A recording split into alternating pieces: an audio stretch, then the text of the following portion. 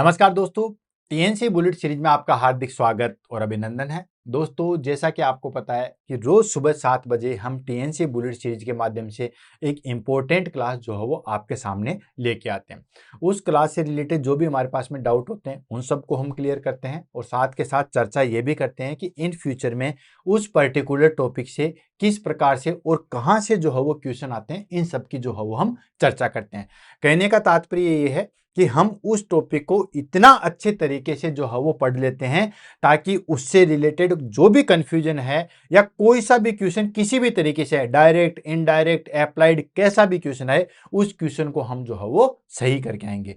तो चलते हैं आज की क्लास को लेके। 297 नंबर की जो है वो हमारे पास में क्लास रहेगी, दैट इज कॉल्ड गाउट। काफी ज्यादा इंपॉर्टेंट है और ये जो हमारे पास में टॉपिक जो सेलेक्ट किया है वो दोस्तों सेलेक्ट किया है 200 मोस्ट इंपॉर्टेंट टॉपिक लिस्ट से। जैसा कि आपको विदित है, पता भी है कि हम जो टॉपिक सेलेक्ट करते हैं उसके दो माध्यम होते हैं। एक होता है हमारे पास में, पहला तो आपके कमेंट बॉक्स, कि जिन बच्चों को किसी भी पर्टिकुलर डिजीज में या किसी पर्टिकुलर टॉपिक में प्रॉब्लम आती है वो कमेंट करके बता सकता है। वो यूट्यूब पे भी कमेंट कर सकता है, वो हमारे पास में टेलीग्राम पे भी कमेंट करके जो है वो बता सकता है। तो सबसे पहली तो चीज होती है कि हम बच्चों की फरमाइश पे वो चीज ले लेते हैं। सेकेंड चीज आती है हमारे पास में, क्योंकि हमारा मेन उद्देश्य बच्चों को जो है वो समझ में आना चाहिए। हमें जो है वो और कोई उद्देश्य नहीं है, क्यों हम बच्चों आप लोगों का टाइम वेस्ट करें, क्यों जो है वो मैं मेरा टाइम वेस्ट करूं। तो सबसे पहली प्रायोरिटी तो यही होती है कि जो कार्य कर रहे हैं वो हमारे लिए बेनिफिट होना चाहिए। सेकेंड, हम जो टॉपिक सेलेक्ट करते हैं वो लेते हैं 200 मोस्ट इंपॉर्टेंट टॉपिक लिस्ट से। यानी कि जितने भी हमारे पास में जो कम्पिटिटिव एग्जाम थी उसके ऊपर मैंने रिसर्च किया और जो 5-10 साल के अंदर जितने भी हमारे पास में जिन पर्टिकुलर टॉपिक से हमारे पास में एग्जाम में क्वेश्चन आ रहे थे उनकी एक लिस्ट बनाई और इस तरीके से हमारे पास में टॉपिक लिखते लिखते 200 टॉपिक हमने जो है वो बना लिए, जिसका नाम दिया 200 मोस्ट इंपॉर्टेंट टॉपिक लिस्ट। यह आपके पास में होगी, जिनके पास में नहीं है वो टेलीग्राम पे जो है वो कमेंट करके प्राप्त कर सकता है। जैसे ही मुझे टाइम मिलता है या जैसे ही मैं उस मैसेज को रीड कर सकता हूं मैं उनको जो है वो प्रोवाइड करवा देता हूं। तो चलते हैं 297 नंबर की class that is called gout के बारे में।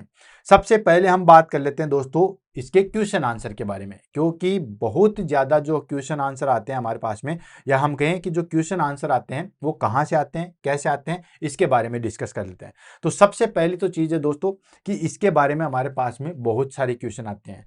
क्वेश्चन किस तरीके से आते हैं? क्वेश्चन आते हैं कि गाउट क्या होता है, ये भी काफी बार जो है वो क्वेश्चन पूछा जाता है, या टर्म्स दे देते हैं अप्लाइड करके क्वेश्चन कि 4 प्रकार के हमारे पास में पेशेंट है, उसमें दे देते हैं कि एक पेशेंट का मतलब गाउट होने की संभावना सबसे ज्यादा किस में होती है। तो पहला ऑप्शन दे दिया increase creatinine level, second option दे दिया decrease haemoglobin level, third option दे दिया इंक्रीज एसजीओटी लेवल या बिलिरुबिन लेवल, फोर्थ ऑप्शन दे दिया इंक्रीज यूरिक एसिड लेवल। तो आपको पता होना चाहिए कि गाउट डिजीज किसके अंदर होती है। तो दोस्तों जो यूरिक एसिड हमारे पास में बॉडी के अंदर बढ़ जाता है, इसके अंदर गाउट जो है वो देखने को मिलता है। और भी जैसे मैं क्वेश्चन की बात करूं कि क्वेश्चन पूछा गया है कि गाउट जो है वो बेसिकली कौन से जॉइंट्स में होती है, तो फेलेंजेज बोल देते हैं, वर्टिब्रल जॉइंट बोल देते हैं, देन साइनोवियल जॉइंट बोल देते हैं, एंड मेटाकार्पल्स वाले जॉइंट बोल देते हैं। तो ये जो है बेसिकली हमारे पास में जो मेटाकार्पल्स वाले जो है जॉइंट है उनमें जो है मेटाकार्पस मेटाटार्सल इनमें जो है वो सबसे ज्यादा होते हैं। तो ये भी क्वेश्चन पूछा गया। नॉर्मल यूरिक एसिड लेवल कितना होता है वो भी पूछा गया। मैनेजमेंट से भी बहुत सारे क्वेश्चन पूछाते हैं कि इसका मैनेजमेंट किस तरीके से करोगे, गाउट जो डिजीज होगी तो किस तरीके से मैनेजमेंट करोगे, तो सारा मैनेजमेंट पूछा। मेडिकल मैनेजमेंट के बारे में बहुत सारे क्वेश्चन आते हैं, देन नर्सिंग मैनेजमेंट के बारे में भी जो है बहुत सारे क्वेश्चन आते हैं। तो आज इस चीज को जो है वो हम कंप्लीट करेंगे। और दोस्तों आपने गाउट के बारे में वैसे भी जो है वो पढ़ रखा होगा, लेकिन आज एक नई चीज सीखते हैं। नई चीज क्या है हमारे पास में? नई चीज है कि आज हम जो है वो इस चीज का डिस्कशन इस तरीके से करेंगे कि आपको पता चलेगा कि जो गाउट हमने पहले पढ़ा था उसके और आज के कंपैरिजन में हमारे पास में जो है वो क्या क्या चीजें चेंजेस आई, इसको हम डिस्कस करेंगे। जो गाउट में सिंपली आपने कहा था कि यूरिक एसिड बन जाता है, लेकिन यूरिक एसिड में हमारे पास में क्या क्या स्ट्रक्चर में बनते हैं, किस तरीके से पेन होता है, क्यों वो पेन होता है, कौन से टाइम पे होता है, नाइट टाइम पे होता है, तो ये सारी चीजें जो है वो हम डिस्कस करेंगे। वन बाय वन करके जो है वो इन चीजों को लेंगे और पूरी डिजीज को जो है बहुत अच्छे तरीके से समझेंगे। तो शुरुआत करते हैं और आगे बढ़ते हैं। स्टार्ट करेंगे इंट्रोडक्शन से और मैनेजमेंट समरी तक इस चीज को जो है वो फिनिश कर देंगे। और बहुत जो नॉलेज आपको अब तक था अब आप असेस कीजिएगा, दोनों में जो है वो कंपेयर कीजिएगा कि अब हमारे पास में क्लास लेने के बाद जो है वो कितना बढ़ गया। तो शुरुआत करते हैं। क्वेश्चन आंसर का मैंने बता दिया, हर जगह से क्वेश्चन पूछे जाते हैं। इसके इटियोलॉजी से रिलेटेड, इंट्रोडक्शन से रिलेटेड, डायग्नोस्टिक से भी रिलेटेड, मैनेजमेंट से भी रिलेटेड। तो चलते हैं, देन उसके बाद आगे बढ़ते हैं।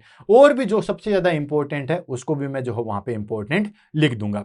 तो सबसे पहले हम बात कर लेते हैं दोस्तों डेफिनेशन के बारे में।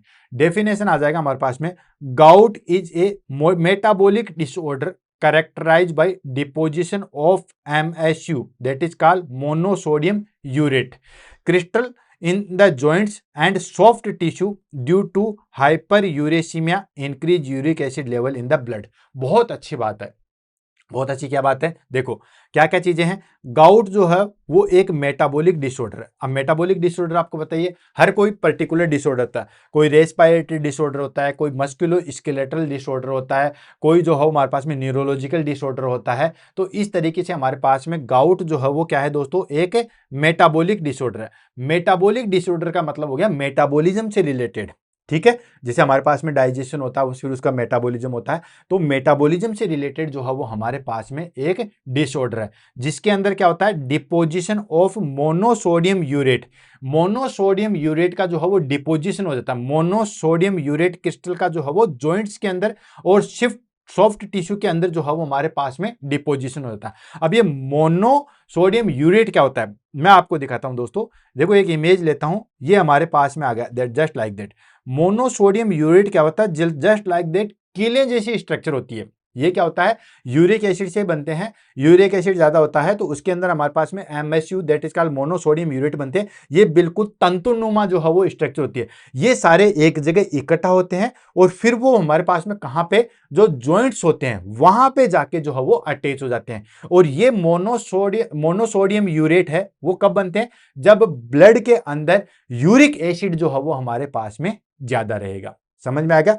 फिर से मैं समझाता हूं, समझते हैं पूरी चीज को, कि गाउट जो है हमारे पास में एक मेटाबॉलिक डिसऑर्डर है, जिसके अंदर क्या होता है कि जो जॉइंट्स होते हैं ना, उनके अंदर मोनोसोडियम यूरेट क्रिस्टल जो है वो आके जमा हो जाते हैं, ठीक है। और जो मोनोसोडियम यूरेट है वो कब ज्यादा बनते हैं, जब हाइपर यूरेसीमिया होता है। हाइपर यूरेसीमिया का मतलब हो गया, हाइपर मतलब इंक्रीज, यूरेसिया मतलब यूरिक एसिड, और मिया का मतलब हो गया हमारे पास में ब्लड।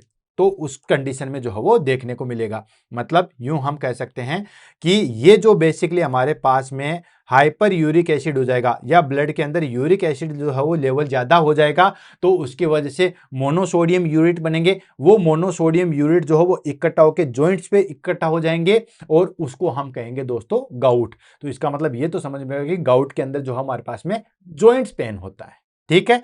आगे देखते हैं। It causes recurrent attack of acute arthritis specially in the big toes, first metatarsal phalanges joints, यानी कि जो हमारे पास में ये जॉइंट्स है, तो यहां पे जो है वो सबसे ज्यादा देखने को मिलता है। और ये जो है वो स्पेशली किस में देखने को मिलता है, और ये क्या कोज करता है दोस्तों, एक्यूट आर्थराइटिस करता है।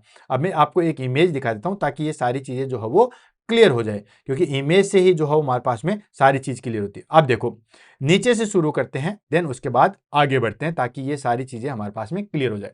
तो देखो होता क्या है कि हमारे पास में कंडीशन क्या आई, हाइपर यूरेसीमिया। हाइपर का मतलब क्या हो गया, हाइपर का मतलब हो गया इंक्रीज, इसको तोड़ दो। हाइपर का मतलब हो गया हमारे पास में इंक्रीज, यूरेशिया का मतलब हो गया यूरिक एसिड एंड मिया का मतलब हो गया हमारे पास में ब्लड, यानी कि ब्लड के अंदर हमारे पास में यूरिक एसिड जो है वो इंक्रीज होता है। बेसिकली आपको पता है नॉर्मल हमारे पास में जो है 1.5 से लेके 6, या हम मेल की ये फीमेल के अंदर होता है, मेल की अगर हम बात करें तो हमारे पास में 3 टू लेके 6.8 जो है वो हमारे पास में मिलीग्राम डेसीलीटर जो है वो हमारे पास में यूरिक एसिड होता है। तो उससे अगर हमारे पास में ज्यादा हो जाएगा तो उस कंडीशन को हम कहते हैं हाइपर यूरेसीमिया। अब देखो इसकी वजह से क्या होता है, पहले इस चीज को समझ लेते हैं। ये सारी चीज तो आगे भी आ जाएगी, ये सारी चीजें आती है, सॉरी ये सारी चीजें आ गई हमारे पास में। तो इसकी वजह से क्या होगा दोस्तों, कि हमारे पास में एक तो हो गया हमारे पास में हाइपर यूरेसीमिया, यानी कि ब्लड के अंदर यूरिक एसिड बढ़ गया। अब वो यूरिक एसिड कैसे बढ़ जाता है, उसके दो कंडीशन है। एक, जो यूरिक एसिड हमारे पास में लीवर जो है वो ज्यादा सीक्रेट करने लग जाएगा, यानी कि ओवर प्रोडक्शन हो जाएगा किसका, यूरिक एसिड का। तो दोस्तों आपको पता है जो हमारे पास में लीवर है वो क्या करता है कि जो फैट है या कार्बोहाइड्रेट, इनके मेटाबॉलिज्म के बाद में क्या बनाता है दोस्तों, यूरिक एसिड बनाता है।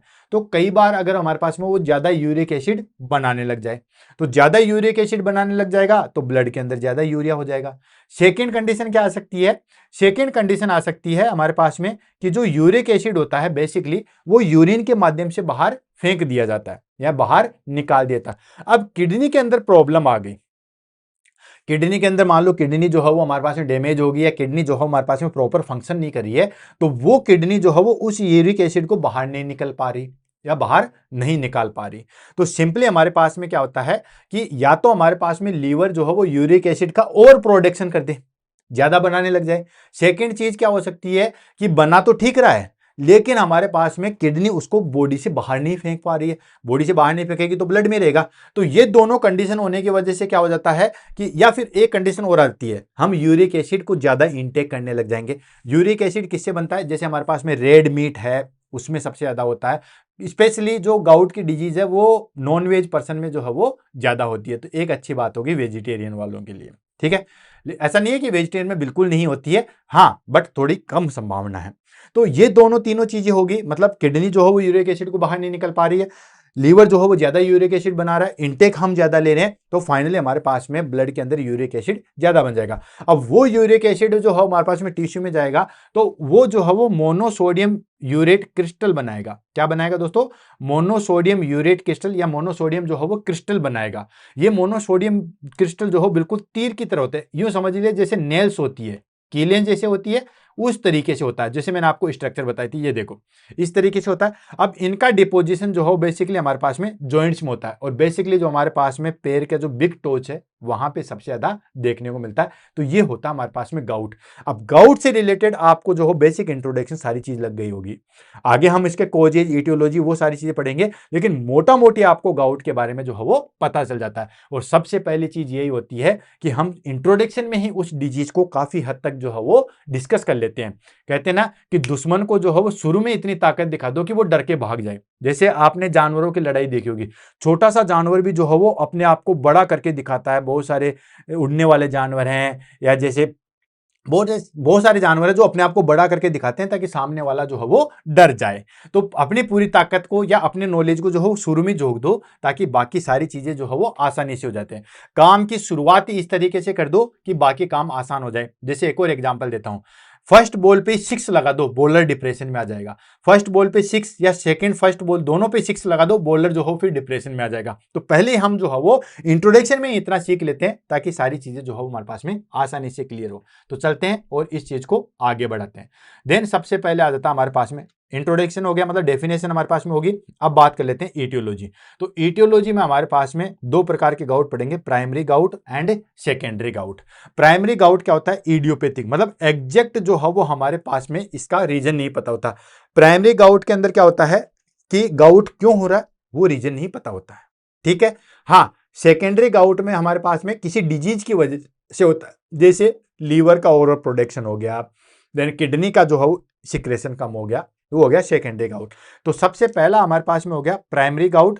प्राइमरी गाउट के अंदर क्या होता है कि ये जो हमारे पास में इडियोपैथिक होता है, मतलब जेनेटिक प्रीडिस्पोजिंग होता है। इसके अंदर क्या होता है, due to defect in purine metabolism cause over production and decrease excretion of uric acid.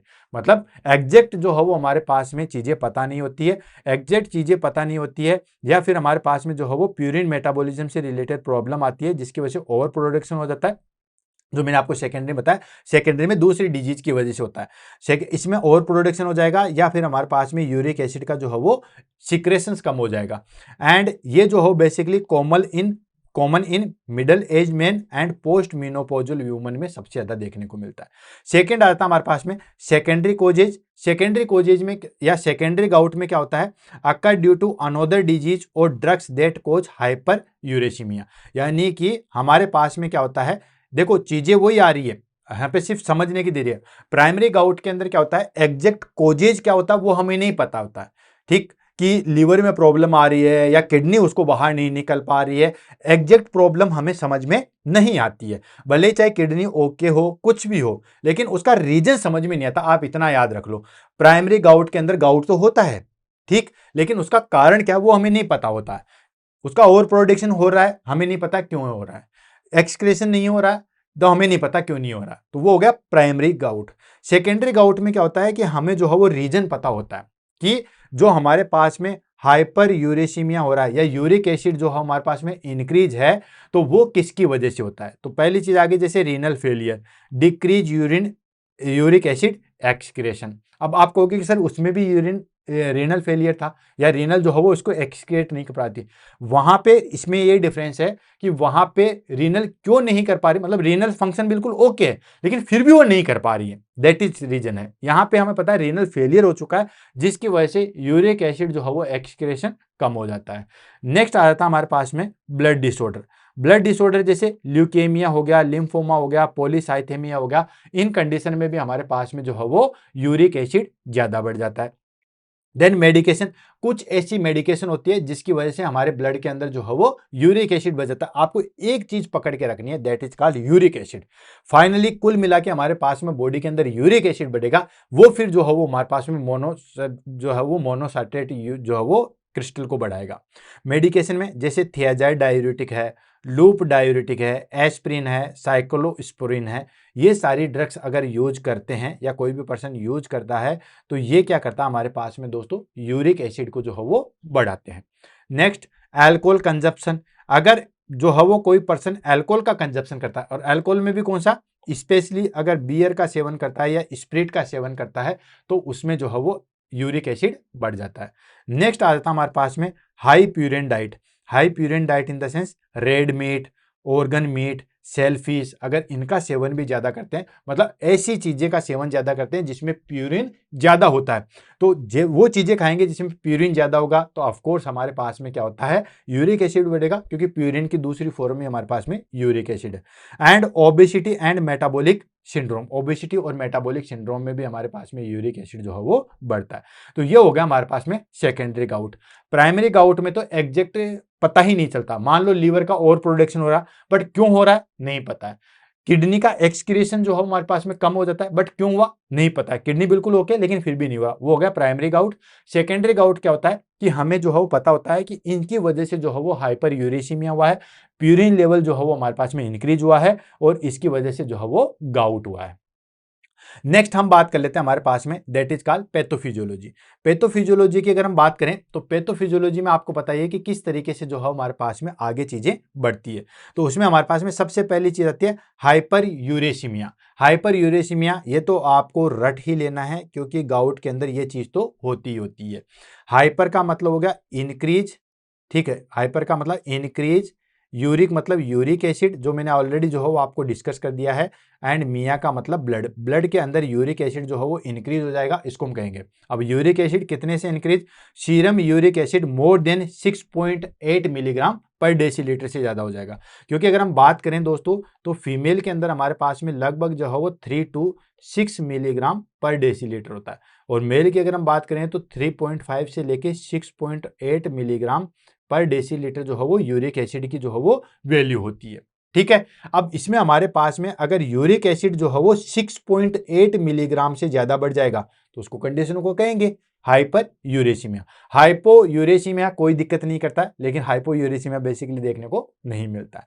Next आता है हमारे पास में, अब देखो ये हाइपर यूरेसीमिया हो जाएगा, मतलब यूरिक एसिड की जो है वो बढ़ जाएगा ब्लड के अंदर, जिसकी वजह से क्या होगा दोस्तों, यूरिक एसिड के जो क्रिस्टल है जिसको हमने क्या बोला, मोनोसोडियम यूरेट, MSU बोला था या नहीं बोला था, जो MSU यानी कि यूरिक एसिड क्रिस्टल, जो मैंने आपको बताया था कि जो है वो नेल्स के आकार के होते हैं, निकुले निकुले होते हैं, वो क्या करते हैं, जो हमारे पास में मोनोसोडियम यूरेट है वो डिपॉजिट हो जाते हैं कहां पे, जॉइंट्स के अंदर, टेंडन के अंदर, और सराउंडिंग जो टिश्यू है जहां पे टेंडन है या जहां पे जॉइंट्स है उसके सराउंडिंग पे जो है वो डिपॉजिट हो जाते हैं। तो ये मोनोसोडियम यूरेट जो है वो यहाँ पे डिपॉजिट हो जाएगा।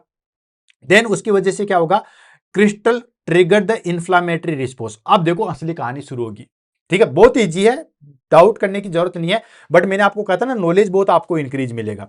तो इसके अंदर क्या होता है, सबसे पहले हमारे पास में जिसकी वजह से आपने ज्यादा प्यूरिन लिया, ज्यादा ऐसा खाना खाया जिसकी वजह से आपके अंदर जो है वो यूरिक एसिड बढ़ गया है, या हम बात करते हैं कि इसके अंदर हमारे पास में जो है वो हमारी किडनी सही तरीके से काम नहीं करी जो कि यूरिक एसिड को बाहर निकाले, या लीवर जो है वो ज्यादा प्रोडक्शन करा, कुछ भी हुआ है, फाइनली हमारे पास में यूरिक एसिड बढ़ गया। अब वो यूरिक एसिड अगर हमारे पास में ब्लड में बढ़ जाता है तो वो यूरिक एसिड क्या करता है कि फिर जो वो हमारे पास में आगे टिश्यू में जाएगा, आगे जो है वो हमारे पास में ब्लड वेसल से आगे टिश्यू के अंदर जाएगा, तो वहां पे क्या करेगा, मोनोसोडियम यूरेट बनाता है, मतलब बिल्कुल जो है वो निकुली निकुली टाइप से जो है वो चीजें बनाता है। वो हमारे पास में मोनोसोडियम यूरेट क्या करते हैं कि जो जॉइंट्स होते हैं और वहां पे जमा हो जाते हैं, जो टेंडन्स है वहां पे जाके जमा होते हैं, या जॉइंट्स के सराउंडिंग टिश्यू में आके जमा हो जाएंगे। अब जैसे ही जमा हो जाएंगे तो वहां पे हमारी बॉडी जो है वो उसको एज ए एंटीबॉडीज डिटेक्ट करती है। क्या करती है? एज ए एंटीबॉडी डिटेक्ट करती है। फिर वहां पे इन्फ्लामेशन वाली चीज करती है, मतलब वहां पे सीधा हमारे पास में न्यूट्रोफिल जो है जाके जो है वो अटैक करती है। न्यूट्रोफिल उन क्रिस्टल पे, मोनोसोडियम यूरेट क्रिस्टल पे जो है वो अटैक करती है, तो वहां पे हमारे पास में जो है वो इन्फ्लामेटरी मीडिएटर्स जो है वो रिलीज होते हैं। जैसे आपने देखा होगा, इन्फ्लामेटरी में अलग बात कर रहा हूं, जैसे एलर्जी के अंदर हिस्टामिन रिलीज होता है, तो इसके अंदर हमारे पास में इन्फ्लामेटरी रिलीज होता है, 1 अल्फा एंड TNF अल्फा प्रोस्टाग्लैंड जो है वो रिलीज होते हैं। अब ये क्या करते हैं, वहां पे इन्फ्लामेशन करते हैं, सीवियर पेन कोज करते हैं और स्वेलिंग करते हैं। इन्फ्लामेटरी रिस्पॉन्स में आपको पता ही है कि स्वेलिंग होगी, पेन होगा, टेंडरनेस होगा, ये सारी चीजें होती है। तो क्या होगा, ये जो क्रिस्टल है, ये क्रिस्टल जो है वो क्या करते हैं, ट्रिगर करते हैं इन्फ्लामेटरी रिस्पॉन्स को, ठीक है।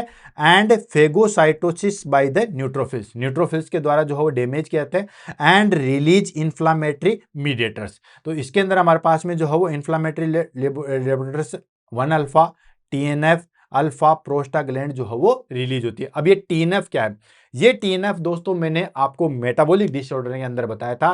तो जो बच्चे ईमानदारी से क्लास ले रहे हैं उनको इस TNF के बारे में पता होगा, TNF अल्फा के बारे में जो है वो पता होगा।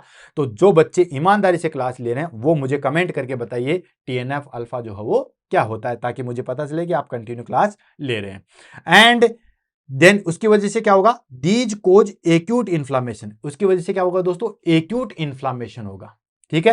And leading to severe pain, redness and swelling, ठीक है। अब इसकी वजह से क्या होता है कि हमारे पास में सीवियर पेन होता है, रेडनेस होता है, स्वेलिंग होती है, इसी को हम जो है वो गाउट कहते हैं। और ये जो है वो हमारे पास में रिपीटेट होते रहते हैं, ठीक है। ये हमारे पास में रिपीटेट होते रहते हैं and repeated attack chronic gout with toffee formation and joint destruction. अब ये अगर बार बार हमारे पास में अटैक करेगा, मतलब वही हमारे पास में यूरिक एसिड ज्यादा बन गया, देन हमारे पास में मोनोसोडियम जो है वो क्रिस्टल बन गए, या मोनोसोडियम जो है वो यूरेट बन गए, वो वहां पे जाके डिपॉजिट हो जाएंगे, फिर इंफ्लामेटरी रिएक्शन होगा। अगर ये बार बार हो जाती है तो उसकी वजह से क्या होगा, एक तो जॉइंट्स का जो है वो डिस्ट्रैक्शन हो जाएगा और टॉफी का फॉर्मेशन हो जाएगा। अब ये टॉफी क्या चीज है? ये टॉफी है दोस्तों कि छोटी छोटी जो है वो दाने दाने टाइप से जो है वो चीजें बनने लग जाएगी।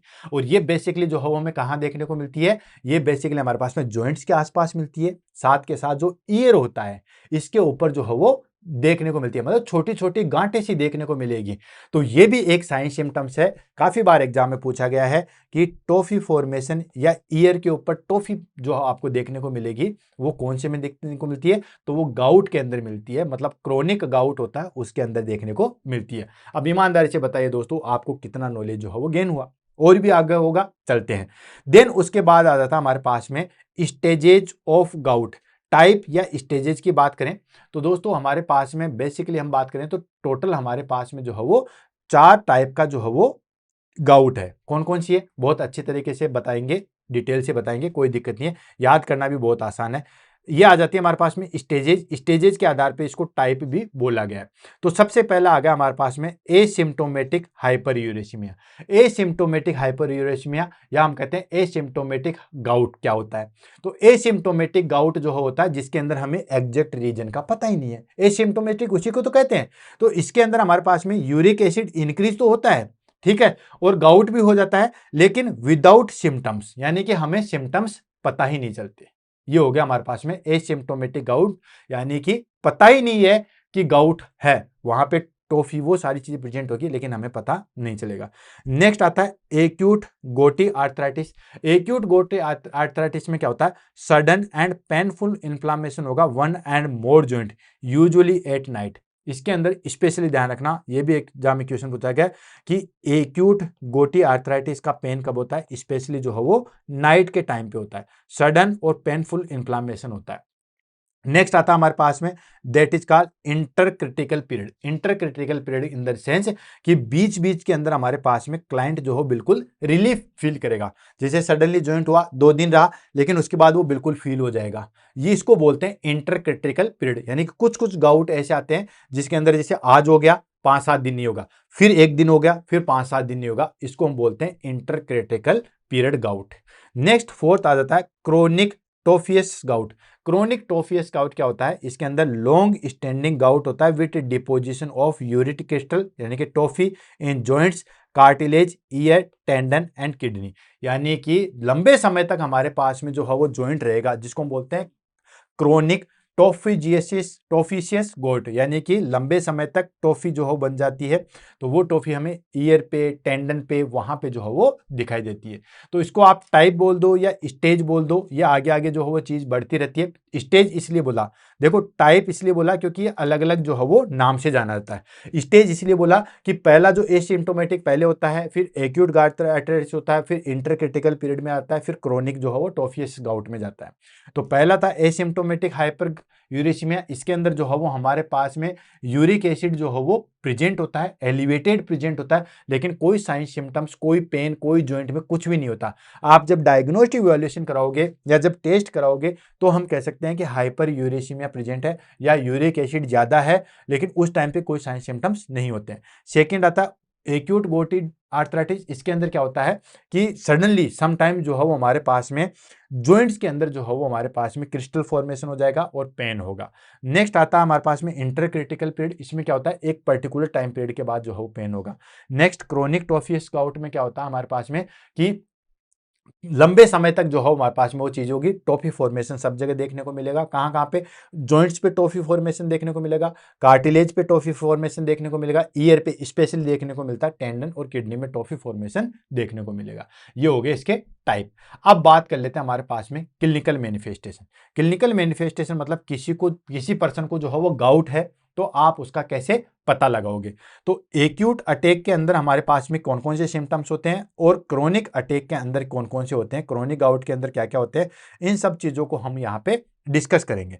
तो जैसा कि आपको पता है, एक्यूट गाउट मतलब सडनली अगर हमारे पास में यूरिक एसिड बढ़ा है और वहां पे हमारे पास में मोनोसल्फेट यूरिट जो है वो एक जगह इकट्ठे हुए, तो क्या क्या होगा? तो एक्यूट अटैक में होता है सडन सीवियर जॉइंट पेन होता है, और ओपनली एट नाइट, नाइट समय के अंदर, रात के समय जो है वो हमारे पास में सीवियर जो है वो हमारे पास में जॉइंट्स पेन होता है।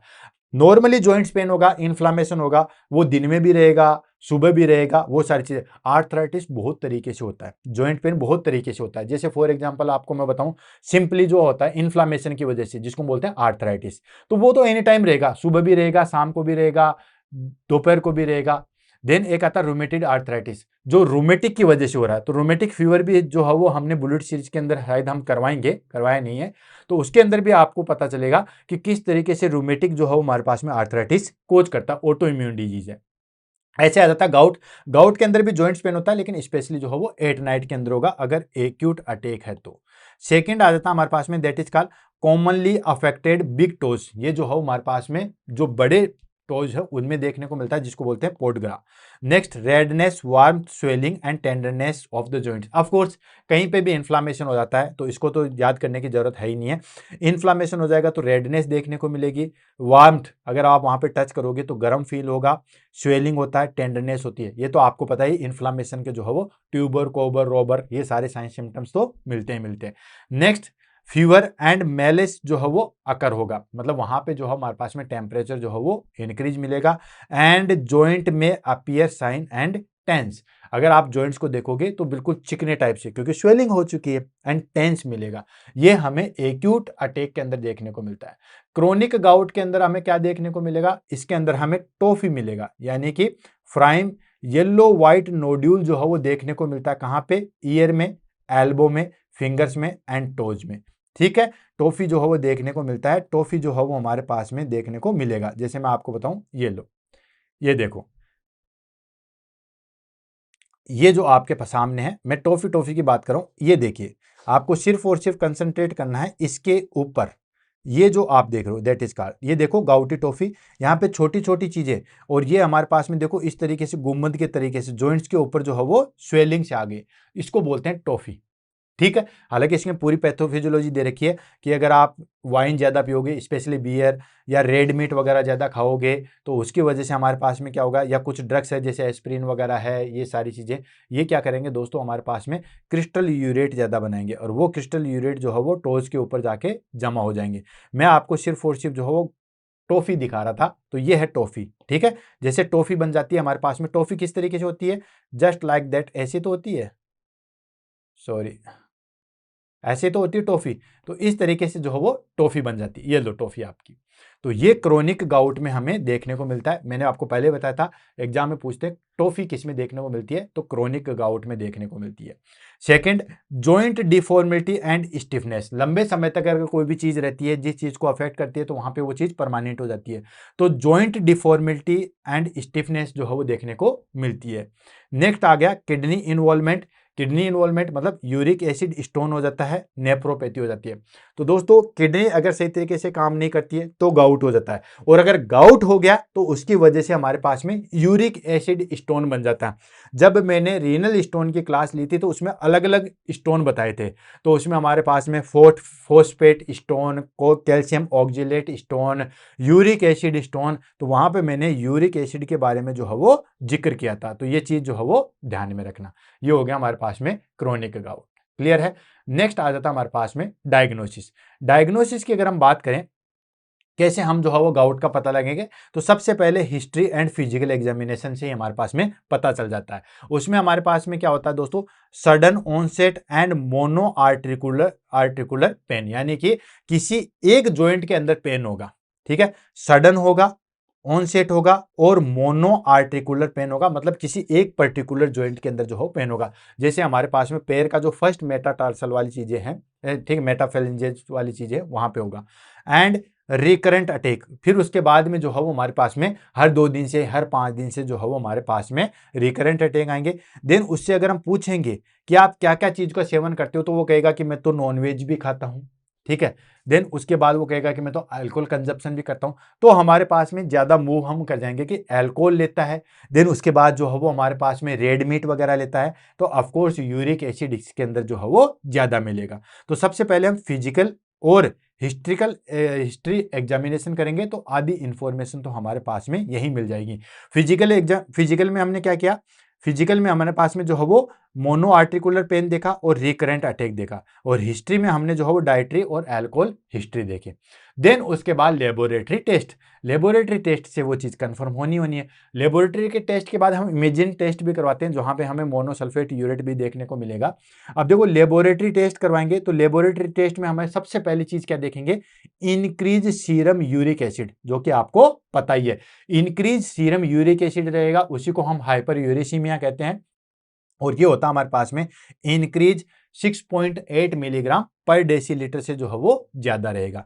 नेक्स्ट आ जाता है हमारे पास में ESR and WBC count during acute attack, यानी कि एक्यूट अटैक के टाइम पे हमारे पास में ईएसआर बढ़ा हुआ मिलेगा और डब्ल्यूबीसी बढ़ी हुई मिलेगी, क्योंकि आपको पता ही है इन्फ्लामेशन है, तो इन्फ्लामेशन में डब्ल्यूबीसी और ईएसआर दोनों बढ़ी हुई मिलेगी। क्योंकि हमने पहले बताया था कि जब एक्यूट अटैक होता है तो वहां पे जो मोनोक्रिस्टल है वहां पे न्यूट्रोफिल्स आते हैं, इन्फ्लामेटरी रिस्पॉन्स होता है।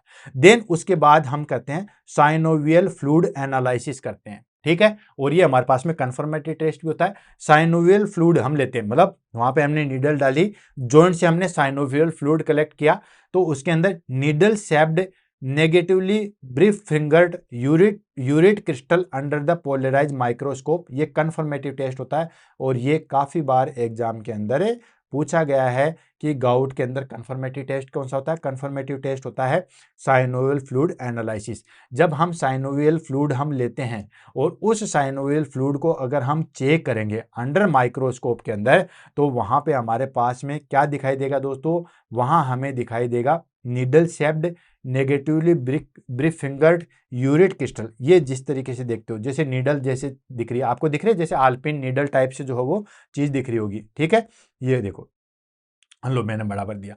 तो यहाँ पे इस तरीके की चीज जो है वो हम माइक्रोस्कोप के अंदर देखेंगे, तो हमें ये चीज जो है वो दिखाई देगी। एंड रीनल फंक्शन टेस्ट देखेंगे, तो ब्लड यूरिया नाइट्रोजन क्रिएटिनिन, ये सारी चीजें जो है वो हमें इंक्रीज मिलेगी। क्यों, क्योंकि हमारे पास में ब्लड यूरिया नाइट्रोजन कैसे मिलेगा इंक्रीज, क्योंकि हमारे पास में किडनी जो है वो हमारे पास में उसको एक्सक्रीट नहीं कर पा रही है। क्रिएटिनिन लेवल भी ब्लड के अंदर जो है वो ज्यादा देखने को मिलेगा, तो हम सीधा सीधा कह सकते हैं कि किडनी जो है वो वेस्ट प्रोडक्ट को बाहर नहीं फेंक रही है। ये आपको पता ही है, किडनी फंक्शन टेस्ट या रीनल फंक्शन टेस्ट के लिए आइडल टेस्ट होता है क्रिएटिनिन लेवल। क्रिएटिनिन लेवल में अगर क्रिएटिनिन इंक्रीज है तो हम सीधा सीधा कह सकते हैं कि किडनी अपना कार्य सही तरीके से नहीं कर रही है। तो ये हो गया हमारे पास में लेबोरेटरी टेस्ट। तो पहले हमने physical examination and history taking कर ली, जिसमें हमें मोटा मोटी इन्फॉर्मेशन मिल गया। उसके बाद सीरम यूरिक एसिड जो कि हमारे पास में कंफर्म हम करते हैं, ESR WBC भी जो है हमारे पास में इंक्रीज मिलता है, और साइनोवियल फ्लूइड एनालिसिस करते हैं जो कि हमारे पास में कंफर्मेटिव टेस्ट होता है। क्लियर। एंड अब आ जाता है हमारे पास में इमेजिंग भी करते हैं। इमेजिंग के अंदर हम क्या करते हैं दोस्तों, एक्सरे करते हैं। एक्सरे हम करेंगे तो दोस्तों वहां पे punch out erosions with overhanging edge in chronic gout.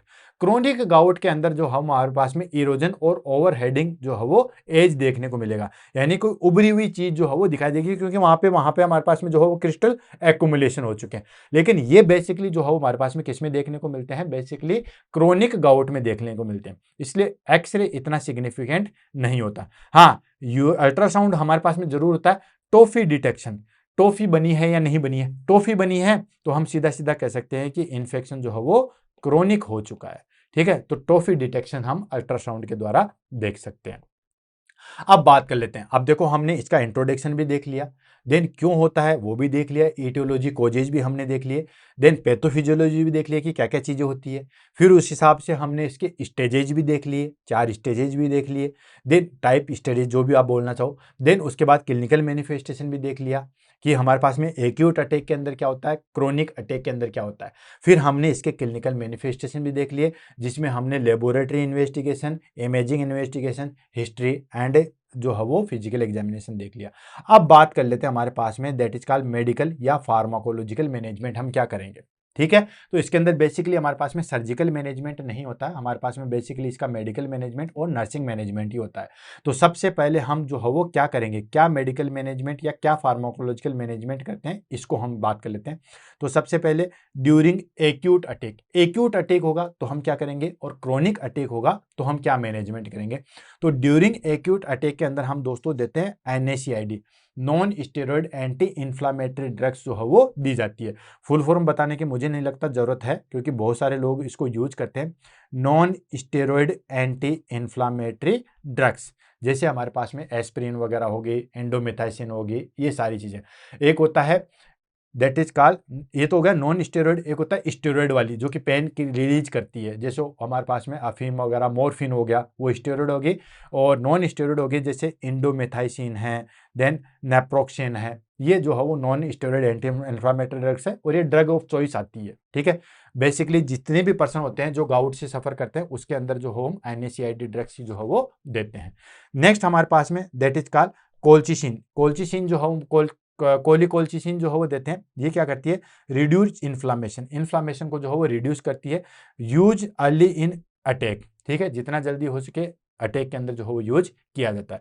Then corticosteroids use करते हैं, जिसमें प्रेडिसिलोन, ठीक है, वाइसलोन या प्रेडिसिलोन आती है। अगर NSAID कॉन्ट्रा इंडिकेटेड है तो हम कोर्टिकोस्टेरॉइड यूज करते हैं, जिसमें प्रेडिसिलोन आता है।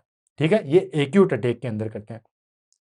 क्रोनिक या लॉन्ग टर्म गाउट के अंदर हम क्या यूज करते हैं, क्रोनिक या लॉन्ग टर्म गाउट के अंदर हमारे पास में, क्योंकि एक्यूट के अंदर तो हमें क्या करना पड़ता है, इमीडिएटली उस चीज को ठीक करना है, फिर हम फाइनली जो है वो मेटाबॉलिज्म के द्वारा देन उस यूरिक एसिड को जो है वो डिक्रीज कर देंगे एक्यूट अटैक के अंदर। तो ठीक है, सडनली यूरिक एसिड बढ़ा है, सडनली जॉइंट पेन हुआ, वो सारी चीजें होती है, तो सडनली हम उसको पेन किलर देके ठीक कर देंगे। देन उसके बाद आगे की कार्रवाई करेंगे कि हम कैसे जैसे करके उस यूरिक एसिड को जो है वो डिक्रीज करें। अब बात आती है लॉन्ग टर्म में है, क्रोनिक गाउट है, तो उसमें हम क्या करेंगे, तो पहले हमारे पास में क्या करेंगे, यूरिक एसिड लोअरिंग ड्रग्स देंगे। वो ड्रग्स देंगे जो कि यूरिक एसिड को जो है वो डिक्रीज करती है। अलग अलग स्टेज में करेंगे, जैसे यूरिक एसिड लोअर ड्रग्स देंगे, then dietary and lifestyle modification करेंगे, देन एक्सरसाइज, वो सारी चीजें आएगी वन बाय वन करके। इसका मैनेजमेंट जो है वो थोड़ा सा बड़ा है। तो सबसे पहला मैनेजमेंट हमने क्या किया, यूरिक एसिड लोअरिंग ड्रग्स, यानी कि वो ड्रग्स देंगे जो कि यूरिक एसिड को जो है वो डिक्रीज करे, क्योंकि क्रोनिक है। अब सडनली तो हमें पेन ठीक करना नहीं है, तो क्रोनिक है तो हम क्या करेंगे दोस्तों, सबसे पहले देते हैं ऐसी ड्रग्स जो कि यूरिक एसिड को डिक्रीज करे, और उसमें सबसे पहले आती है एल्पिरिनोल। और ये ड्रग्स एग्जाम में कई बार जो है वो पूछी गई है। गाउट के अंदर कौन सी ड्रग्स दी जाती है, दैट इज कॉल्ड एल्पिरिनोल। ठीक है, तो जैंथेनिन ऑक्सीडेज इनहिबिटर आता है जो कि decrease uric acid production, uric acid के प्रोडक्शन को जो है वो डिक्रीज करता है। ये बेसिकली जो है वो जैंथिन ऑक्सीडेज इनहिबिटर होता है। ये हमारे पास में जैंथिन ऑक्सीडेज क्या करता है दोस्तों, कि जो हमारे पास में प्यूरिन है या जो भी हमारे पास में रेड मीट से जो चीजें निकली उसको यूरिक एसिड में बदलने का काम करता है। अब ये जैंथिन ऑक्सीडेज जो एंजाइम है उसी को इनहिबिट कर देता है, जिसकी वजह से क्या करता है, यूरिक एसिड फॉर्मेशन ही नहीं होगा। क्लियर। देन नेक्स्ट आता है हमारे पास में, दैट इज कॉल्ड फ्यूबोक्सटेट। फ्यूबोक्सटेट क्या होता है, ये एल्पिरिनोल का जो है वो अल्टरनेट ही होता है। ये सेम जैसे हमारे पास में एल्पिरिनोल काम करता है वैसे ही जो है वो हमारे पास में ये भी काम करती है। नेक्स्ट आता है हमारे पास में प्रोबेनिसिड, दैट इज कॉल्ड यूरिसिड कहते हैं। ये क्या करते हैं, इंक्रीज यूरिक एसिड सिक्रेशन। जो हमारे पास में यूरिक एसिड बन गया, जो हमारे पास में ऊपर वाली ड्रग्स है दैट इज कॉल्ड एल्पिरिनोल और फ्यूबोक्सटेट। ये एल्पिरिनोल और फ्यूबोक्सटेट तो क्या करते हैं कि यूरिक एसिड को बनने ही नहीं देते हैं, लेकिन जो हमारे पास में प्रोबेनिसाइड है या यूरिस्टेट है वो क्या करते हैं, जो यूरिक एसिड बन गया उसको किडनी के माध्यम से बाहर निकालने की जो है वो कोशिश करते हैं। क्लियर है। देन उसके बाद लास्ट ड्रग आ गई, दैट इज कॉल्ड पिग्लोटेकेस। पिग्लोटेकेस ये हमारे पास में क्या करती है, कन्वर्ट यूरिक एसिड टू एलिटोन। ये क्या करते हैं, सीवियर यूरिक एसिड में जो है वो काम में ले आती है। ये यूरिक एसिड को जो है वो किस में बदलते हैं दोस्तों, एलिटोनिन में बदलते हैं। और ये एलिटोनिन जो है वो इतना डेंजरस नहीं होता है, लेकिन ये क्रोनिक कंडीशन में काम में, सीवियर केसेस में काम में ली जाती है। नेक्स्ट आता है हमारे पास में डाइटरी एंड लाइफस्टाइल मॉडिफिकेशन हम कैसे करेंगे। अब आपको पता ही है डाइटरी एंड लाइफस्टाइल मॉडिफिकेशन में हम करेंगे कि एक तो अल्कोहल कम ले लो, या जिसकी वजह से यूरिक एसिड बन रहा था जैसे रेड मीट वगैरह उनको कम कर दो। ठीक है, एंड जो हमारे पास में ज्यादा फास्टिंग करते हैं उसमें भी यूरिक एसिड ज्यादा बनता है। तो क्या क्या हम डाइटरी मॉडिफिकेशन करते हैं, तो पहले तो हमने जो है वो कौन सी ड्रग्स दी जिसमें हमें यूरिक एसिड को कम करना है, तो उसमें हमने 2-3 प्रकार से दी। कौन कौन सी, जैसे एल्पिरिनोल हो गई, वो क्या करती है, यूरिक एसिड का फॉर्मेशन ही नहीं करवाती है। सेकेंड, कुछ ड्रग्स ऐसी देते हैं जो कि यूरिक एसिड बन तो गया लेकिन उसको बॉडी से बाहर निकाला जाता है। कुछ ड्रग्स ऐसी जाती है जो यूरिक एसिड को जो है वो हमारे पास में अलग चीज में कन्वर्ट कर देती है। नेक्स्ट आ गया डाइटरी एंड लाइफस्टाइल मॉडिफिकेशन। इसमें आता है लो प्यूरिन डाइट, यानी कि वो डाइट लेंगे जिसके अंदर प्यूरिन कम हो, जैसे avoid organ meat, red meat, alcohol, seafood, इनका सेवन नहीं करेंगे। क्यों, क्योंकि दोस्तों शुरू में हमने डिस्कस किया था इटियोलॉजी के अंदर कि organ meats, red meat, alcohol, seafood, self food, ठीक है, इसके अंदर जो है वो हमारे पास में प्यूरिन की मात्रा सबसे ज्यादा होती है, और जिनमें प्यूरिन की मात्रा ज्यादा होती है तो फिर यूरिक एसिड भी ज्यादा बनेगा। तो हम वो डाइट ही नहीं लेंगे जिससे प्यूरिन या यूरिक एसिड ज्यादा बढ़े। Next, increase water intake. Water intake ज्यादा करेंगे ताकि किडनी के माध्यम से यूरिक एसिड जो है वो ज्यादा से ज्यादा बाहर निकले। Next, maintain healthy body weight. हम जो है वो हेल्दी बॉडी वेट को मेंटेन करेंगे। क्यों, क्योंकि एक ईटियोलॉजी के अंदर देखा था कि ओबेसिटी के अंदर जो है वो हमारे पास में यूरिक एसिड का फॉर्मेशन ज्यादा होता है, तो हमें बॉडी वेट को मेंटेन करना है। और दोस्तों एक चीज और बताऊं कि बॉडी वेट यहां हम कहें, हमारे पास में ओबेसिटी है वो तो सारी बीमारियों की जड़ है, तो मोटा होना तो अपने आप में एक अभिशाप। Next, avoid fasting and crush diet. Fasting को जो है वो अवॉइड करना है। And crush diet, crush diet क्या होती है दोस्तों, क्रश डाइट होता है जैसे सडनली किसी को लगता है कि मुझे पतला होना है और सडनली अपनी जो है वो डाइट से पूरी कैलोरीज डिक्रीज कर देता है। मतलब नॉर्मली हमारे पास में 1200 किलो कैलोरी तो जरूरी होती है, उससे भी हमारे पास में डिक्रीज कर देता है, जिसको हम बोलते हैं क्रैश डाइट। मतलब सडनली जो है वो कम कर देता है। तो crash diet and avoid fasting भी जो है वो हमारे पास में यूरिक एसिड के फॉर्मेशन को बढ़ा देता है। नेक्स्ट आता है limit sugary drinks and high fructose corn syrup, जिसमें बहुत ज्यादा फ्रुक्टोज होता है, जिसमें बहुत ज्यादा जो है वो चीनी होती है, उन चीजों का सेवन हम जो है वो नहीं करेंगे, जिसकी वजह से हमारे पास में यूरिक एसिड ज्यादा नहीं बनेगा। नेक्स्ट आ जाता है हमारे पास में that is called nursing management. Nursing management हम क्या क्या करेंगे इसको हम ले लेते हैं। तो उसमें हमारे पास में असेसमेंट, इंटरवेंशन, इंप्लीमेंटेशन, वो सारी चीजें देखेंगे और इसको जो है वो फिनिश करेंगे। ठीक है, डायग्नोसिस जो है वो हम सीधा सीधा जो है वो एक साथ ले लेंगे और फटाफट इस चीज को जो है वो क्लियर करेंगे।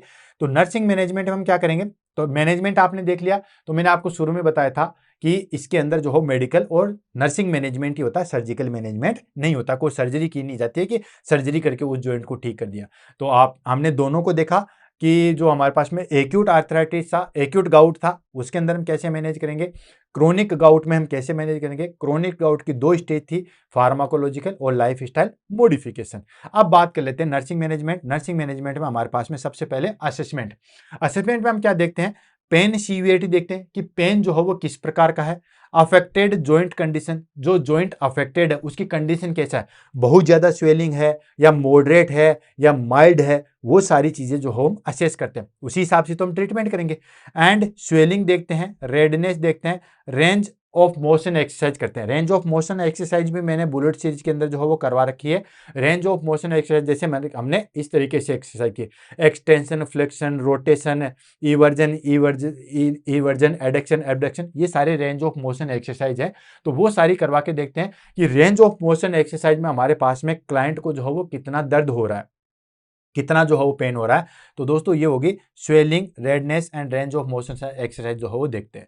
नेक्स्ट आ गया dietary habits and medication compliance. Dietary habits में मतलब वो ड्रग्स चीजें हम मतलब वो देखेंगे कि कौन सी जो है वो चीज ले रहा है, कौन सी जो है वो फूड खाना खा रहा है, कौन सा जो है वो अल्कोहल का कंजप्शन कर रहा है, ये सारा का असेसमेंट करेंगे। तो डाइटरी हैबिट उसकी क्या है उसका असेसमेंट करेंगे।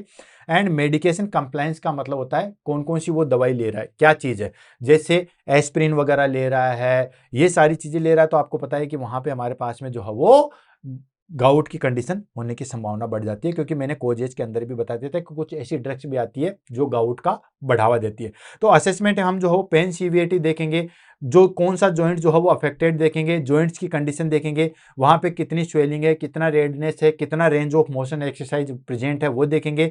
उसकी डाइटरी हैबिट क्या है, रोज रेड मीट ले रहा है, रोज अल्कोहल ले रहा है, ये सब चीजें, कौन कौन सी मेडिकेशन खा रहा है, वो ऐसी मेडिकेशन तो नहीं खा रहा जिसकी वजह से हमारे पास में प्यूरिन या यूरिक एसिड इंक्रीज हो। तो वो सारा असेसमेंट करेंगे। असेसमेंट करने के बाद हम दोस्तों डायग्नोसिस, डायग्नोसिस में हम क्या करेंगे, डायग्नोसिस में आ गया कि सबसे पहले हमारे पास में प्रायोरिटी होती है एक्यूट पेन, यानी कि पेन को जो है वो ट्रीट करेंगे। तो acute pain related to inflammation, inflammation से जो वो एक्यूट पेन हुआ है उसको हम ठीक करेंगे। ये हमारे पास में फर्स्ट डायग्नोसिस आता है, क्योंकि गाउट के अंदर पहली चीज तो हमारे पास में यही होती है कि एक्यूट पेन को जो है वो हम ठीक करेंगे। सेकंड आता है इंपेयर्ड फिजिकल मोबिलिटी, यानी कि जो हमारे पास में फिजिकल मोबिलिटी है कितनी इंपेयर्ड हुई है उसको हमें ठीक करना पड़ेगा, क्योंकि जॉइंट्स के अंदर स्वेलिंग आ गई, तो जॉइंट्स के अंदर स्वेलिंग आ गई तो चलने फिरने इन सब चीजों में दिक्कत आ गई। तो फिजिकल मोबिलिटी हमारे पास में कितनी इंपेयर्ड हुई है इसको हम देखेंगे। Next knowledge deficient regarding disease management, यानी कि उस पर्टिकुलर डिजीज का मैनेजमेंट किस तरीके से करना है, उसका जो है वो नॉलेज उस क्लाइंट को कितना है। अगर अच्छा खासा नॉलेज है तो हमारे पास में मैनेज करना बहुत आसान हो जाएगा, राइट। अगर उसको नॉलेज नहीं है तो फिर दिक्कत ही दिक्कत आने वाली है। तो ये हमारे पास में डायग्नोसिस हो गए कौन कौन से, acute pain related to inflammation and impaired physical mobility and knowledge deficient regarding disease management. Next हम ले लेते हैं दोस्तों इंटरवेंशन। अब इंटरवेंशन हम सबका करेंगे, पेन मैनेजमेंट कैसे करेंगे, डाइटरी मॉडिफिकेशन कैसे करेंगे, हालांकि ऑलमोस्ट आपको सारी चीजें जो है वो करवा चुके हैं। जैसे हमारे पास में पेन मैनेजमेंट कैसे करेंगे, एनएसएआईडी ड्रग्स देखे, कोल्ड कंप्रेशन देखे, ऐसे डाइटरी मॉडिफिकेशन, जो अल्कोहल है उसको हटा के, जो रेड मीट है उसको हटा के, देन इंक्रीज वाटर इनटेक करके, ये तो सारी चीजें करेंगे। अब फटाफट जो है वो बढ़ते हैं, फटाफट इसको कंप्लीट करते हैं। तो इंटरवेंशन में सबसे पहली चीज पेन रिलीफ हम कैसे करेंगे, तो administer prescribed analgesic and anti inflammatory drug वो देंगे, यानी कि जो भी हमारे पास में प्रिस्क्राइब्ड एनाल्जेसिक है, और प्रिस्क्राइब्ड एनाल्जेसिक में हमारे पास में NSAI non steroid anti inflammatory NSAID drugs जो है वो देते हैं। एंड उसके बाद जो है वो क्या करेंगे, एलिवेटेड अफेक्टेड लिम्स, जो हमारे पास में जिस लिम्स में या जहां पे जो है पेन हो रहा है उसको हम जो है वो एलिवेट करके रखेंगे। Next apply cold compression during acute phase, acute phase के अंदर जो है कोल्ड कंप्रेशन देंगे, इसकी वजह से पेन में जो है वो काफी हद तक जो है वो रिलीफ मिलता है। नेक्स्ट आ जाता है हमारे पास में that is called provide comfort and mobility, यानी कि उसको जो है वो कंफर्ट प्रोवाइड करते हैं एंड मोबिलिटी प्रोवाइड करेंगे, यानी कि encourage rest of affected joint, यानी कि उसके जो अफेक्टेड जॉइंट है, ठीक है, उसके रेस्ट को जो है वो ज्यादा से ज्यादा प्रोवाइड करेंगे। जिस जॉइंट में भी पेन हो रहा है उसको जो है वो रेस्ट देंगे, ताकि ज्यादा मूवमेंट नहीं होगा, ज्यादा मूवमेंट नहीं होगा तो पेन भी ज्यादा नहीं होगा। Avoid pressure on affected area, जो अफेक्टेड एरिया या जो जॉइंट्स में पेन है उसके ऊपर हम अगर हम प्रेशर लगाएंगे, ठीक है, तो ज्यादा पेन होगा, तो उस प्रेशर को जो हम अवॉइड करेंगे, किसी भी प्रकार का कोई प्रेशर नहीं लगाएंगे। इसीलिए तो कहते हैं कि उसमें हम ज्यादा मूवमेंट या ज्यादा जो है वो चलना नहीं किया जाता है। क्यों? क्योंकि ज्यादा प्रेशर होगा तो ज्यादा जो है वो दिक्कत आएगी, इसलिए avoid pressure on affected area. Clear है? तो ज्यादा रेस्ट देंगे और ज्यादा जो है हमारे पास में प्रेशर को अफेक्ट करेंगे। नेक्स्ट आता है assist with gentle range of motion exercise after acute phase. Acute phase निकल जाता है तो उसके बाद नॉर्मली जब हमारे पास में पेन नहीं है, एक्यूट फेज में आपको पता है पेन होता है, देन फिर थोड़ा सा रिड्यूस हो जाता है, तो हम अप्लाई और जेंटल तरीके से रेंज ऑफ मोशन एक्सरसाइज करेंगे, हल्का हल्का करेंगे। ऐसा नहीं कि आप लग गए हैंड पंप दबाने, वो वाली चीजें नहीं करेंगे।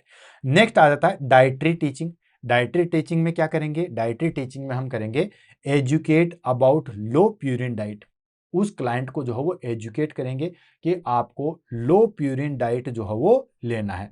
लो प्यूरिन डाइट का मतलब हो गया हमारे पास में कि प्यूरिन जो है वो कम से कम लेना है, जैसे रेड मीट आपको नहीं लेना है, सी फूड आपको नहीं लेना है, अल्कोहल कंजप्शन नहीं लेना है, वो सब चीजों के बारे में बताएंगे। नेक्स्ट आ गया encourage fluid intake. Fluid intake ज्यादा बढ़ाएंगे, लगभग 2 से 3 लीटर जो है वो पर डे कर देंगे। इससे क्या होगा कि हमारे पास में ज्यादा से ज्यादा वाटर इंटेक होगा तो यूरिया जो है वो ज्यादा से ज्यादा किडनी के माध्यम से बाहर निकलेगा। And avoid alcohol specially beer. ठीक है, अल्कोहल जो है वो अवॉइड करेंगे, उसमें से भी स्पेशली बियर को जो है वो अवॉइड किया जाता है। ये हो गया डाइटरी टीचिंग। नेक्स्ट हम बात कर लेते हैं दोस्तों मेडिकेशन एजुकेशन। मेडिकेशन से रिलेटेड उसको एजुकेट करेंगे कि मेडिकेशन का क्या जो है वो इम्पैक्ट होता है, किस तरीके से जो है वो आपको ध्यान में रखना है। तो उसमें आता है टेक मेडिकेशन रेगुलरली। उसको ये बताएंगे कि मेडिकेशन जो है वो आपको रेगुलरली लेना है, क्योंकि इंडिया के अंदर क्या होता है दोस्तों, इंडिया के अंदर अगर थोड़ा सा ठीक हुआ मेडिकेशन हटा देते हैं। तो गाउट के अंदर भी क्या होता है, स्पेशली जैसे मान लो शुरू में पेन हुआ, देन अल्टरनेट फेज पे आता है, जैसे आज पेन होगा 2-3 दिन बाद नहीं होगा, या फिर 2-3 दिन हुआ फिर 5-6 दिन नहीं होगा। तो 2-3 दिन पेन हुआ तब तक तो उसने मेडिकेशन ली, फिर उसके बाद में जो है वो उस मेडिकेशन को छोड़ दे, कहेंगे कि डॉक्टर तो अपने पैसे बना रहा है इसलिए जो है वो इतनी सारी मेडिकेशन है। तो वो चीज नहीं करनी है, आपको प्रॉपर जो है वो मेडिकेशन लेनी है। Right, to take medication regularly, regularly जो है मेडिकेशन लेनी है। नेक्स्ट आता है do not stop uric acid lowering drugs during the acute attack. ठीक है, यानी कि एक्यूट अटैक के टाइम पे हमें जो है वो कभी भी लोअर जो जो हमारे पास में यूरिक एसिड को जो डिक्रीज करती है उसको इमीडिएटली स्टॉप नहीं करना।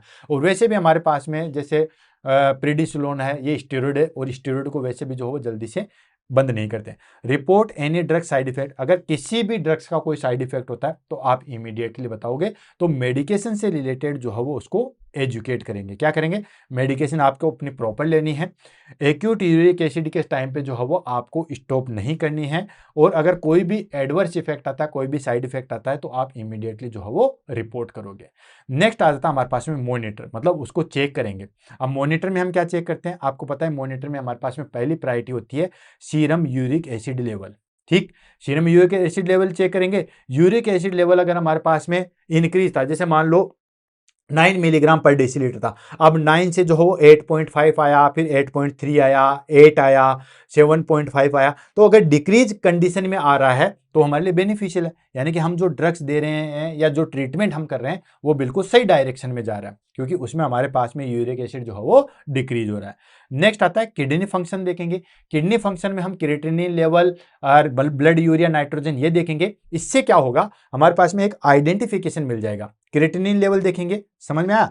जैसे हम बात करें दोस्तों कि हम क्या करेंगे, क्रिएटिनिन लेवल देखेंगे। तो क्रिएटिनिन लेवल आपको पता ही है दोस्तों कितना होता है, 0.6 से लेके 1.2 मिलीग्राम पर डेसीलीटर होता है। अगर क्रिएटिनिन लेवल अगर हमारे पास में नॉर्मल है, ठीक है, तो हम कह सकते हैं किडनी बिल्कुल ओके है। अब किडनी बिल्कुल ओके है तो हम ज्यादा से ज्यादा फ्लूइड पिएंगे ताकि किडनी उसको बाहर निकाल दे। क्लियर? एंड नेक्स्ट आ जाता है sign for tophi and stone formation.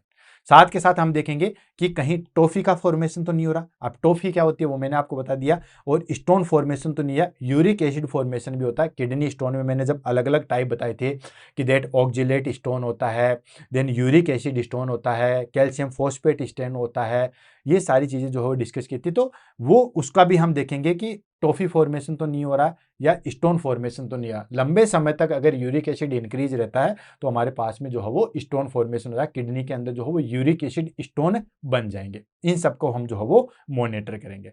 अब बात कर लेते हैं प्रिवेंशन की, कि इस गाउट से हम कैसे जो है वो बच सकते हैं, कैसे अपने आप को जो है वो बचाया जा सकता है। तो इसमें आता है हमारे पास में मेंटेन नॉर्मल बॉडी वेट, यानी कि हमें बॉडी वेट को नॉर्मल रखना है। क्यों? क्योंकि ओबेसिटी की कंडीशन में हमारे पास में गाउट जो है वो होता है। Next, limit intake of purine rich food and alcohol. Alcohol का इनटेक लिमिट में करेंगे, एंड प्यूरिन रिच फूड है जैसे सी फूड, रेड फूड, उनको जो है वो हम लिमिट में लेंगे या अवॉइड करेंगे। And stay hydrate. Stay hydrate का मतलब अच्छे तरीके से जो है वो पानी वानी पिएंगे, अच्छे तरीके से जो है पानी का सेवन करेंगे। And manage comorbidity. Manage comorbidity मतलब अदर कोई डिजीज जैसे हाइपरटेंशन है, डायबिटीज है, किडनी डिजीज है, इन सबको हम मैनेज करेंगे। And regular checkup for serum uric acid level. Normal या यूरिक एसिड लेवल को जो है वो हम नॉर्मली फ्रिक्वेंटली जो है वो चेक करवाते रहेंगे कि कहीं और डिजीज तो जो है वो नहीं हो रही है। तो इस तरीके से हम प्रॉपर चेकअप करवाते हैं तो प्रिवेंशन ऑटोमेटिक हो सकता है। तो बॉडी वेट को जो है वो नॉर्मल रखना है। प्यूरिन रिच जो डाइट आती है जिससे हमारे पास में गाउट होता है उस डाइट को नहीं लेना है। अच्छा भला जो है वो पानी पीना है, और जो भी हमारे पास में क्रोनिक डिजीज है उनको अवॉइड करना है, और रेगुलर चेकअप करवाना हमें यूरिक एसिड लेवल का। फटाफट जो है वो इस क्लास की समरी कर लेते हैं एंड इस टॉपिक को जो है वो फिनिश कर लेते हैं। तो समरी टेबल में आ जाएगा हमारे पास में। सबसे पहले डेफिनेशन की बात करें तो डेफिनेशन में क्या होता है कि ये हमारे पास में जो हो मेटाबॉलिक डिसऑर्डर है जिसके अंदर हमारे पास में आर्थराइटिस हो जाता है। क्यों? क्योंकि उसके अंदर हमारे पास में यूरेट क्रिस्टल या मोनो यूरेट क्रिस्टल जो है वो बन जाते हैं, वो डिपोजिशन हो जाते हैं। इसकी वजह से हमारे पास में डिजीज होती है। वही डेफिनेशन हमारे पास में कि ये एक मेटाबॉलिक डिसऑर्डर है जिसके अंदर जो है वो यूरिक एसिड जब ज़्यादा बढ़ जाता है तो जो यूरेट क्रिस्टल है वो हमारे पास में टोच पे आके या हमारे पास में जो जॉइंट्स है वहां पे आके जो है वो जमा हो जाते हैं, जिसको हम गाउट कहते हैं। मेन कोज हमारे पास में एक ही चीज है, दैट इज कॉल्ड हाइपर यूरेसीमिया, मतलब इंक्रीज यूरिक एसिड लेवल। और यूरिक एसिड लेवल कितना इंक्रीज दोस्तों? दैट इज कॉल्ड 6.8 मिलीग्राम पर डेसीलीटर से ज्यादा हो जाएगा। नेक्स्ट, कॉमन साइट की बात करें तो कॉमन साइट है फर्स्ट मेटाटार्सल फेलेंजियल जॉइंट्स, यानी कि बिग टोज, वहां पे हमें देखने को मिलता है।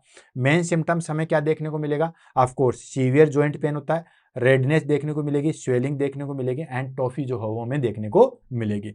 डायग्नोसिस की अगर हम बात करें तो दोस्तों इसके अंदर हमारे पास में कंफर्मेटिव टेस्ट होता है साइनोवियल फ्लूइड यूरेट क्रिस्टल, यानी कि निडल से हम जो है वो साइनोवियल फ्लूइड लेंगे, उसके अंदर हम जो है वो यूरेट क्रिस्टल देखेंगे। और यूरेट क्रिस्टल जो है वो किस तरीके के दिखाई देते हैं? बिल्कुल निकुले तीखे आकार के जो है वो हमें दिखाई देते हैं। ड्रग्स की बात करें तो सबसे अच्छी ड्रग्स आ जाती है हमारे पास में NSAID, non steroid anti inflammatory drugs. बाकी कोलिकोलसिसिन है, कोर्टिकोस्टेरॉइड, वो भी हम देते हैं।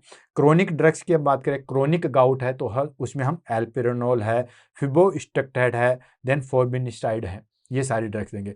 डाइट में आपको पता ही दोस्तों हमें क्या करना है, हमें सिंपली लो प्यूरिन डाइट लेनी है, अल्कोहल को अवॉइड करना है, रेड मीट को अवॉइड करना है, और देन हाई जो है वो फ्लूइड लेना है ताकि किडनी की सहायता से यूरिक एसिड निकल जाए। तो low purine, high fluid, avoid alcohol diet जो है वो लेंगे, स्पेशली बियर। कॉम्प्लिकेशन की बात करें तो ये अगर गाउट को ठीक नहीं किया तो क्रोनिक आर्थराइटिस हो सकता है, टॉफी हो जाएगा, और किडनी स्टोन हो जाएगा, जिसको हम यूरिक एसिड स्टोन के नाम से भी जो है वो जानते हैं। क्लियर है? तो ये सारी जो है वो हमारे पास में दैट इज कॉल्ड गाउट जो है वो फिनिश होती है। अब जो सवाल मैंने आपको शुरू में पूछा था कि दोस्तों ये बताइए कि जो अब तक आपको गाउट के बारे में नॉलेज था उससे आपने कितना इंप्रूव किया, इसके बारे में ईमानदारी से, अगर आपने नहीं किया तो आप नो भी भेज सकते हो, नो डाउट, ठीक है, हम हर चीज का जो है वो रेस्पेक्ट करते हैं। देन आपने कितना नॉलेज इंप्रूव किया उसके बारे में जरूर बताइएगा दोस्तों, कमेंट जरूर कीजिएगा, क्लास कैसे लगी, कितना नॉलेज इंप्रूव किया, ये सारे कमेंट्स का मुझे वेट है। इसी के साथ दोस्तों आज की क्लास से अलविदा लेते हैं, मिलते हैं कल सुबह 7 बजे नए वीडियो के साथ। तब तक के लिए all the best, have a nice day. इंतजार रहेगा कमेंट्स का। Thank you.